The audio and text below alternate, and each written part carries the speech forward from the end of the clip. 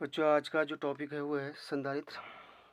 ये आपने लिख लिया होगा, यानी कैपेसिटर। इसको कैपेसिटर भी बोला जाता है। इससे पहले वाला जो टॉपिक था उसमें यानी अवशिष्ट चालक की स्थितिज ऊर्जा, पोटेंशियल एनर्जी ऑफ कंडक्टर।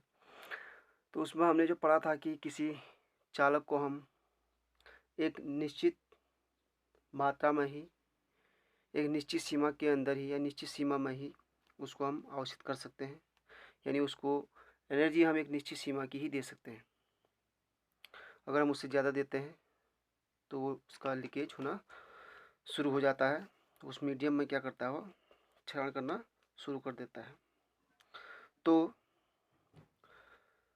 उसी के परिप्रेक्ष्य में, यानी किसी चालक में हम और एनर्जी और आवेश क्या करें, इकट्ठा करें, संचित करें, जिसका उपयोग हम किसी अन्य प्रयोगों में लगा सकें। उसके लिए एक डिवाइस, एक उपकरण, एक युक्ति काम में लाई जाती है, जिसे बोलते हैं संधारित्र यानी कैपेसिटर। यानी अधिक से अधिक हम क्या कर सकते हैं, संधारित्र में आवेश को इकट्ठा कर सकते हैं, आवेश को संचित कर सकते हैं। आवेश को संचित कर सकते हैं मतलब कि हम वैद्युत ऊर्जा को उसमें संचित कर रहे हैं। ठीक हो गया। यानी किसी भी चालक को हम एनर्जी तो उतनी दे नहीं सकते हैं क्योंकि उसका लीकेज हो रहा है, लेकिन हम ऐसे एक उपकरण बना रहे हैं, ऐसे एक डिवाइस बना रहे हैं कि जिसमें हम क्या कर सकते हैं, अधिक से अधिक क्या कर सकते हैं, एनर्जी को हम इकट्ठा कर सकते हैं और उसका प्रयोग हम क्या कर सकते हैं, अन्य कामों में कर सकते हैं।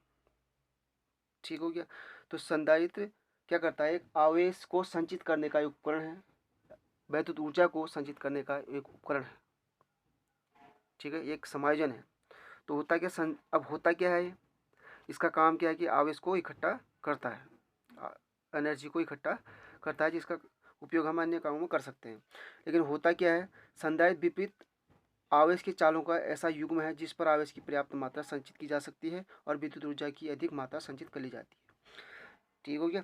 यानी जो चालक है उनका क्या है, एक युग्म होता है, यानी कपल होता है एक चालक के प्लेटों का, जिस पर क्या होता है, आपका बराबर मात्रा में आवेश होता है, लेकिन उनका नेचर जो होता है आपका अलग अलग होता है।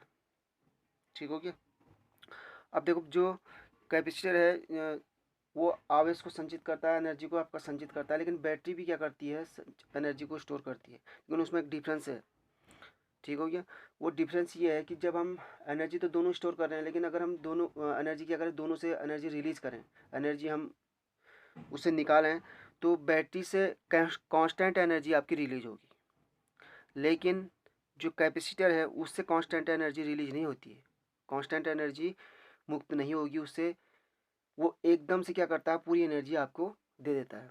पूरी एनर्जी दे देता है मतलब कि जैसे आपने जो बड़े कैमरे होते हैं, जो शादी आदि में यूज किए जाते हैं, जो बड़े कैमरे होते हैं, उस पर आपने देखा होगा फ्लैश लाइट जलती है आपकी, फ्लैश लाइट आगे को बौछार टाइप की आती है, वो एक उसके अंदर कैपेसिटर लगे होते हैं।